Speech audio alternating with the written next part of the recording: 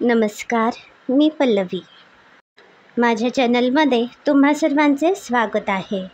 आज आपण व्हेज पुलाव तयार करूया. हा करण्यासाठी अगदी सोपा आहे. 2 तमालपत्रे, 3 मोठे चमचे दालचिनी पावडर, 3 वेलदोडे, 3 ते 4 चक्रफूल, 5 लवंगा, अर्धा चमचा जायफळ पावडर, 2 ते 3 मोठे चमचे मिरी पावडर, 3 ते 4 आमसोले घेतले आहेत, 1 वाटी चिरलेले बीन्स, 1 वाटी चिरलेले गाजर, 1 वाटी चिरलेली भोपळी मिरची आणि अर्धी वाटी चिरलेले टोमॅटो घेतले आहेत.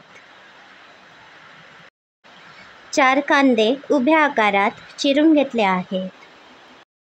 सध्या श्रावण महिना चालू असल्यामुळे कांदा घातला नाही तरी चालेल. बाकी सगळे साहित्य या पद्धतीनेच घ्या. गॅसवर कुकर ठेवला आहे. यामध्ये थोडे तेल घालते. तेल आता चांगले तापले आहे. यामध्ये 1 मोठा चमचा जिरे घालते. 2 मोठे चमचे बडीशेप घालते. आता हा बाकीचा सगळा मसाला यामध्ये घालूया. हा मसाला अर्धा मिनिट चांगला परतून घेऊया. यामध्ये 7 ते 8 हिरव्या मिरच्या चिरून घातल्या आहेत. थोडीशी कढीपत्त्याची पाने घातली आहेत.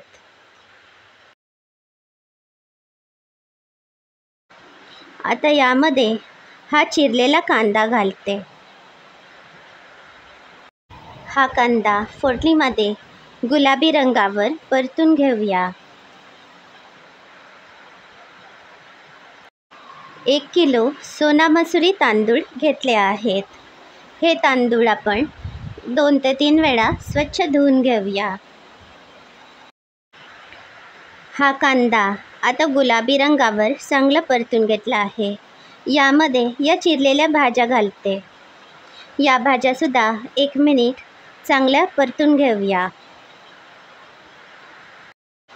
यामध्ये 5 ते 6 चमचे मीठ घातले आहे. मिठाचे प्रमाण तुमच्या आवडीनुसार कमी अधिक करू शकता. हे तांदूळ आता स्वच्छ धुवून झाले आहेत. हे तांदूळ या कुकरमध्ये घालूया.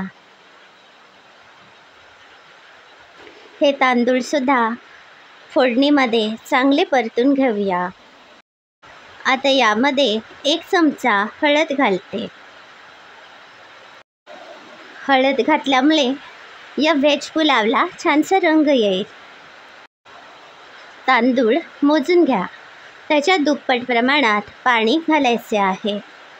समजा 1 भांडे तांदूळ असतील तर 2 भांडी पाणी घाला.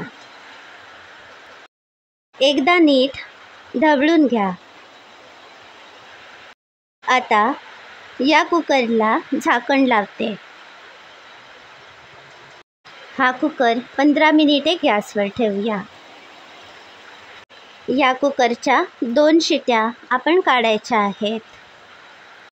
कुकरच्या 2 शिट्या काढून मी गॅस बंद केला.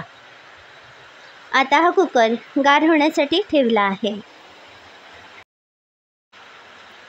आता आपण झाकण उघडूया. आपला पुलाव आता तयार आहे.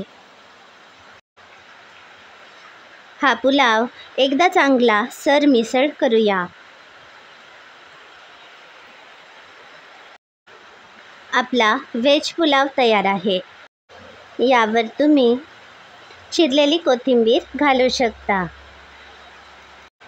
ही रेसिपी तुम्हाला कशी वाटली याचा अभिप्राय नक्की कळवा. अशाच सहज सोप्या रेसिपी बघण्यासाठी माझ्या चॅनलला नक्की भेट द्या. याबरोबरच माझे चॅनल सबस्क्राईब करायला अजिबात विसरू नका. हे व्हिडिओ सगळ्यांना शेअर करा. धन्यवाद.